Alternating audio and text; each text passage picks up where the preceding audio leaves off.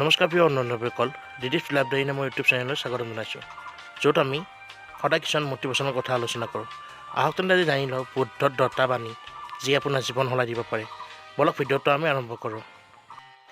জীৱনত হাজাৰ যুদ্ধ জয় কৰাতকৈ নিজৰ মন জয় কৰা উচিত, আৰু এইটো কৰিব পাৰিলে তুমি একো কৰিব নালাগে।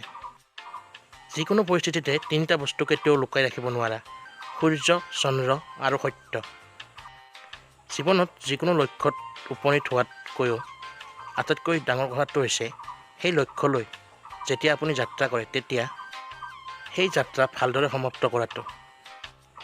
বেয়াক বেয়াৰ দ্বাৰা মাৰিব নোৱাৰি, ঘৃণাক কেৱল প্ৰেমৰ দ্বাৰাহে খতম কৰিব পাৰি, আৰু এইটো এটা ধ্ৰুৱ সত্য।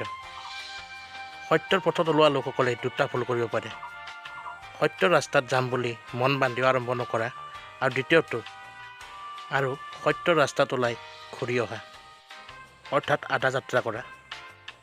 অতীতৰ কথা ভাবি দুখ নকৰিব, ভৱিষ্যতৰ কথা ভাবি চিন্তা নকৰিব, বৰ্তমানত জীয়াই থাকক।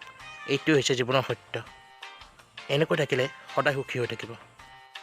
সুখ সদায় ভগাই দিলে এবাৰে, ঠিক যেনেকৈ এগছি চাকিৰে হাজাৰটা চাকি জ্বলাব পাৰি, আৰু এই প্ৰথম গছি চাকি যি গছিৰে জ্বলোৱা হৈছিল তাৰ জ্যোতি কেতিয়াও শেষ হৈ নাযায় বা কমি নাযায়।